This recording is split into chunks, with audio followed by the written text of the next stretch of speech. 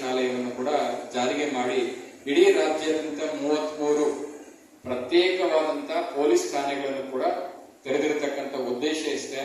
Police ಇಲಾಖೆಯಲ್ಲಿ regular ಆಗಿ ಕೆಲಸ ಮಾಡ್ತಾ ಇರತಕ್ಕಂತ ಸಿಬ್ಬಂದಿಗಳಿಗೆ, ಅಧಿಕಾರಿಗಳಿಗೆ ಕೆಲಸದ ಒತ್ತಡ ಕಡಿಮೆ ಮಾಡಲಿಕ್ಕೆ ಪ್ರತ್ಯೇಕವಾಗಿ ಯಾರು ದೌರ್ಜನ್ಯಕ್ಕೆ ಒಳಗಾಗ್ತಾರೆ ಅಂತವರಿಗೆ ಶೀಘ್ರವಾಗಿ ಪ್ರಕರಣಗಳು ದಾಖಲಾಗಬೇಕು, ಮತ್ತೆ ನಿಗದಿತ ಅವಧಿನಲ್ಲಿ ಕೋರ್ಟಿಗೆ ಚಾರ್ಜ್ ಶೀಟ್ ಫೈಲ್ ಆಗಬೇಕು ಅನ್ನುವಂತ ಉದ್ದೇಶವನ್ನು ಇಟ್ಕೊಂಡು ಒಂದು ಹೊಸದಾಗಿ ನನ್ನ ಪ್ರಕಾರ 2 ಕಾಯ್ದೆಗಳಿಗೆ ಈ ಒಂದು ನಾಗರಿಕ ಹಕ್ಕು ಜಾರಿ ನಿರ್ದೇಶನಾಲಯವನ್ನ ಸ್ಥಾಪನೆ ಮಾಡಿರ್ತಕ್ಕಂಥದ್ದು ಒಂದು ಹೊಸ ಬಲ ಬಂದಿದೆ ಅಂತ ನಾನು ಭಾವಿಸ್ಕೊಂಡಿದ್ದೆ.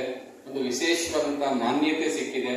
ಪೊಲೀಸ್ ಠಾಣೆಗಳನ್ನು ಕೂಡ ಕರೆಯಲಾಗಿದೆ. ತ್ವರಿತವಾಗಿ ಪ್ರಕರಣಗಳನ್ನು ಯಾವ ರೀತಿ ವಿಲೇವಾರಿಯನ್ನು ಮಾಡಬಹುದು ಅನ್ನೋದ್ರ ಬಗ್ಗೆ ಇನ್ನೂ ಕೂಡ ನಮ್ಮ ಜಿಲ್ಲೆನಲ್ಲಿ ಈಗಾಗಲೇ ನಾವು ಅದ್ರ ಬಗ್ಗೆನೂ ಕೂಡ ಕರೆದು ಒಂದು ಕಾರ್ಯಾಗಾರವನ್ನು ಕೂಡ ನಾವು ಮಾಡಿದ್ದೇವೆ. ಸೊ ಇಷ್ಟೆಲ್ಲ ಇದ್ರೂ ಕೂಡ ಎಲ್ಲೋ ಒಂದ್ ಕಡೆ ಇನ್ನೂ ಇತ್ತೀಚೆಗೆ ಪ್ರಕರಣಗಳು ಜಾಸ್ತಿ ಆಗ್ತಾ ಇರೋದನ್ನ ತಡೆಗಟ್ಟತಕ್ಕಂಥದ್ದು ನಮ್ಮೆಲ್ಲರ ಒಂದು ಜನಾಂಗದ ಪ್ರತಿಯೊಬ್ಬ ಮನುಕುಲದ ಒಂದು ಮಾನವ ಧರ್ಮ ಗ್ರಂಥ ಯಾವುದು ಅಂದ್ರೆ ಅದು ನಮ್ಮ ಸಂವಿಧಾನ.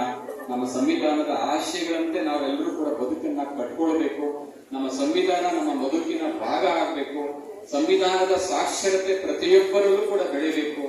ಮಾನವ ಧರ್ಮಕ್ಕೆ, ಮಾನವನ ಘನತೆಗೆ ಧಕ್ಕೆ ಆಗದ ರೀತಿಯಲ್ಲಿ ಪ್ರತಿಯೊಬ್ಬರು ಕೂಡ ನೆಲೆಕೊಳ್ಬೇಕು ಅನ್ನುವಂತ ಹೇಳ್ತಾ ಸಂವಿಧಾನ ಶಿಲ್ಪಿ ಡಾಕ್ಟರ್ BR ಅಂಬೇಡ್ಕರ್ ಅವರ ಒಂದು ಆದರ್ಶಗಳನ್ನ, ಚಿಂತನೆಗಳನ್ನ ನಾವೆಲ್ಲರೂ ಕೂಡ ನಮ್ಮ ಬದುಕಿನಲ್ಲಿ ಅಳವಡಿಸಿಕೊಳ್ಳುವ ಮೂಲಕ ಎಲ್ಲಾ ಸಮಾಜದ ಬಂಧುಗಳು ಇವತ್ತು ಇವೆರಡು ಏನು ದೌರ್ಜನ್ಯ ಮತ್ತು ಅಸ್ಪೃಶ್ಯತೆಯನ್ನು ನಿರ್ಮೂಲನೆ ಮಾಡುವಂತ ನಿಟ್ಟಿನಲ್ಲಿ ಒಂದು ಪಣವನ್ನು ತೊಡಬೇಕಾಗತ್ತೆ.